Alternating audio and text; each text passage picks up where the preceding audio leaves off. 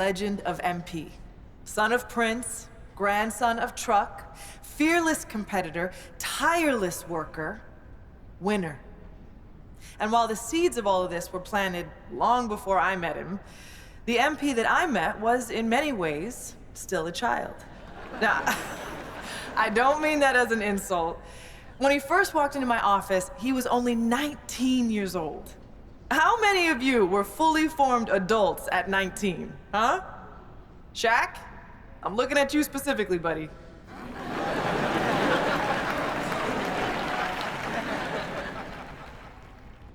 Now, what do I mean when I say he was a child? Well, for one thing, he had a child's enthusiasm for the game.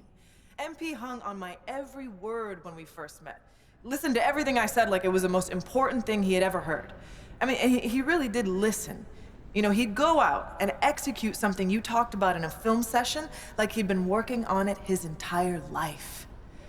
But he was a child in other ways, too. For one thing, he was obsessed with Ninja Turtles.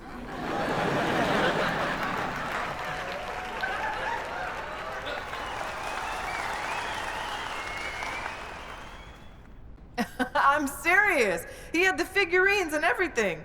He said they'd be worth a lot of money one day, but I'm pretty sure he played with them when no one was watching.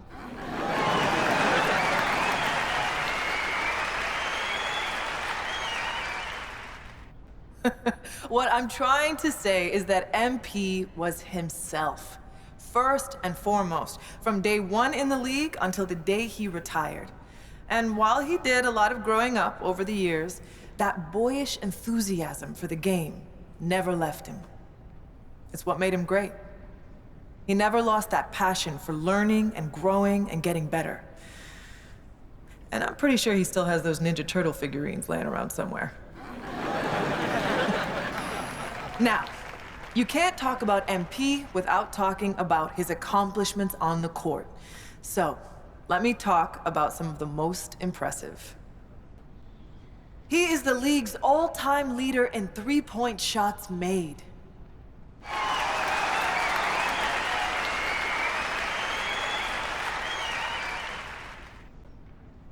Nobody ever shot it from downtown like my guy MP, and nobody ever will.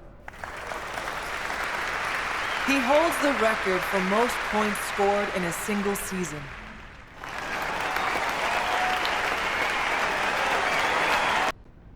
That's right. He scored more points in a single year than Wilt. More than MJ, more than LeBron, more than whoever your favorite's favorite is.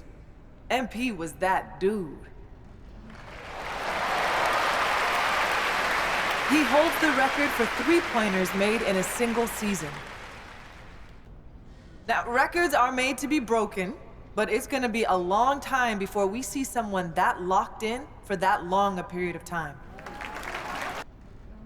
Look, I could go on and on about the greatness of MP, but I know he likes to do that too. So, rather than step on all of his toes, allow me to introduce the man you are all here to see, the legend, the GOAT, MP.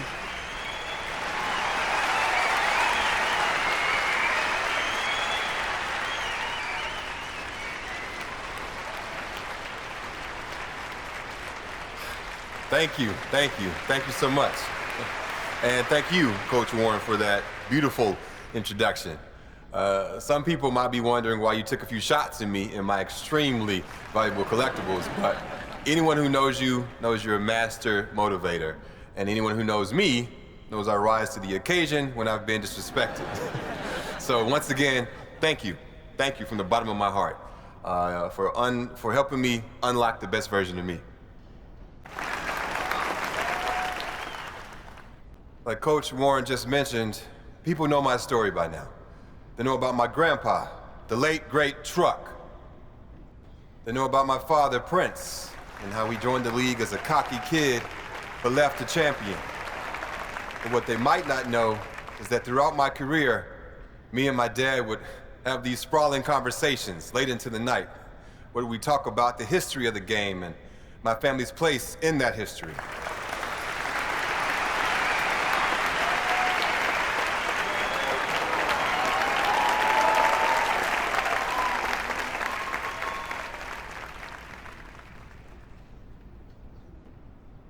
One of my favorite memories from those conversations was the time my dad told me the story of my grandpa's first NBA game. My grandpa didn't have the advantages I had growing up. He was raised in the inner city by a blue-collar father and a stay-at-home mom. There were times when they struggled to put food on the table, but he never complained. He never asked, why me? He just put his head down and got to work. He could have taken the easy way out and did things he wasn't supposed to make a quick buck. But my grandpa, he wasn't built like that. He had love in his heart, and he wanted to make his parents proud. Now, don't get me wrong. If you mess with him or someone he loved, hey, well, trust me, you didn't want to do that. When it came time to fight for what was right, he never backed down. And that's the kind of ball player he was. He didn't have the most skill, but he had the most heart. He fought for a spot in the NBA like his life depended on it. Through sheer force of will, he got drafted by the Celtics in the 3rd round.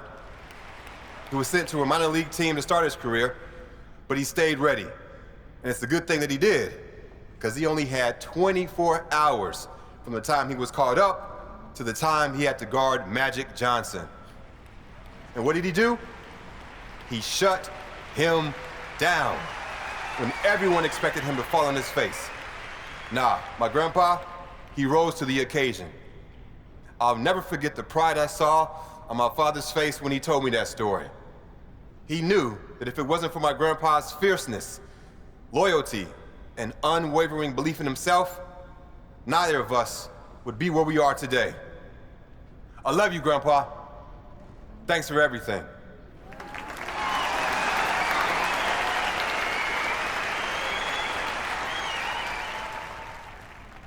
One of my favorite moments from those conversations was when my dad told me about the game that my grandpa outdueled Michael Jeffrey Jordan.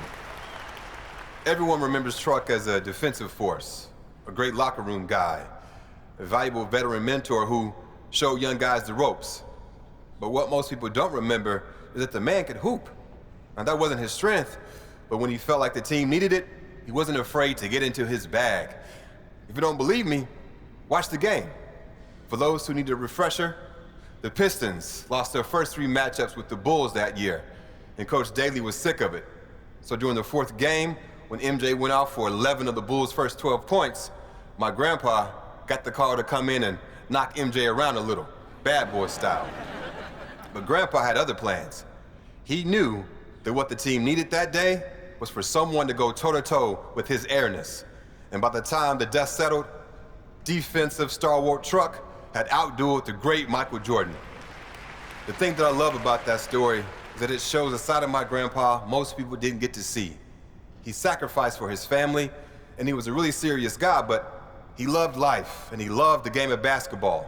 And every once in a while, that fun-loving guy would come out of his shell and show the world that you can't pigeonhole someone, no matter how well you think you know them. One of my favorite memories from those conversations was the time that my dad told me about his first game against the late, great Kobe Bryant. People might remember that my dad was on fire that game, and you might expect him to be proud of that. But it turned out to be the worst thing for him, because it gave him too much confidence. You need to believe in yourself to make it in this league, for sure. But the flip side to that is you have to stay hungry. And sometimes, when you get early success, it can go to your head. That's what happened to my dad. He took his foot off the gas and was left behind. For a little while, anyway. The great thing about this story is it ends in triumph. Rather than whine and sulk his way out of the league, he got his head screwed on straight, got to work, and ended his career a champion. Growth isn't linear. When you think things can only go up, they go down. And when you think things can only go down, hey, they go up. My dad learned that the hard way, but he learned it. And that perseverance is something I'll always respect about him. One of my favorite memories from those conversations is when my dad told me about shutting down the great LeBron James in the NBA Finals. I love you, LeBron, don't get me wrong, but this is my moment, so I gotta tell this story.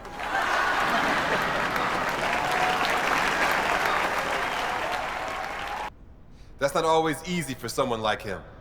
My dad could hoop. He had everything in his bag. But the proudest moment of his career was Game 4 of the finals, when he used every last ounce of energy he had to shut down the greatest player on the planet. And again, I'm sorry, LeBron, but he held King James to under 10 points. Do you understand how wild that is in that moment? Lots of people still think he's some brash kid with no respect for the game. But those who knew him and love him like I do understand that he's a human being, one who learned from his mistakes and came out on the other side a better ball player and a better human being.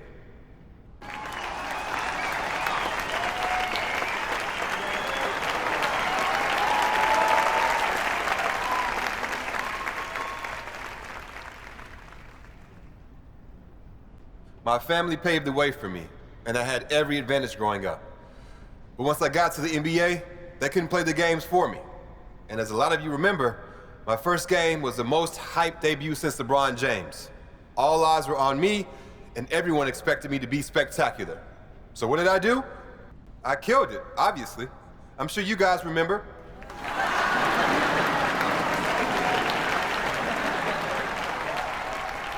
20 million people watched that game.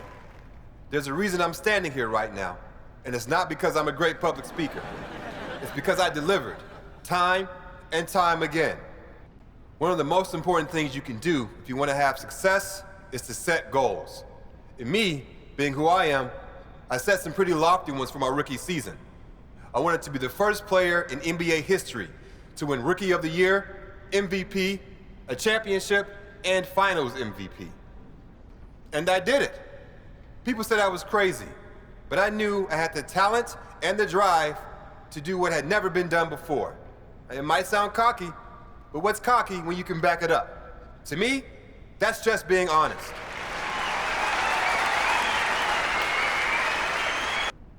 When people talk about my career, one of the first things they mention is how many championships I've won. And when I meet people for the first time, one of the most common questions I get is, what's it like to have more championships than Michael Jordan or LeBron James? Most people think I'll talk about the glory, the money, the fame. But when I think about those championships, I think about the people I shared those moments with. Winning means nothing if you have no one to share it with. So I'd like to thank every teammate, every coach, every friend, every family member, and every mentor who was there for me during my playing days. Without you all beside me, the winning wouldn't mean a thing.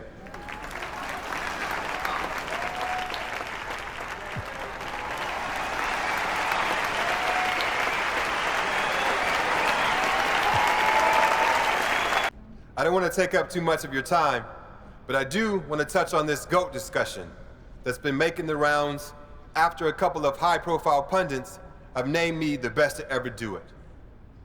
On the one hand, it's flattering.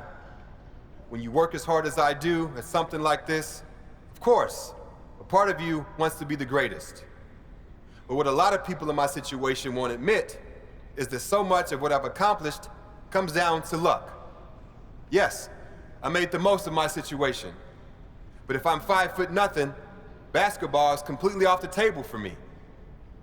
I got lucky with my genes, lucky with my family, and lucky to be born where I was, when I was. So if you consider me the GOAT, well, I appreciate that. I'm proud of that. But to all the people in the world who can't do what I do, who aren't rich or famous, I want you to know that you're loved for who you are by the people who matter most. And that's way, way more important than anything you can do on the basketball court.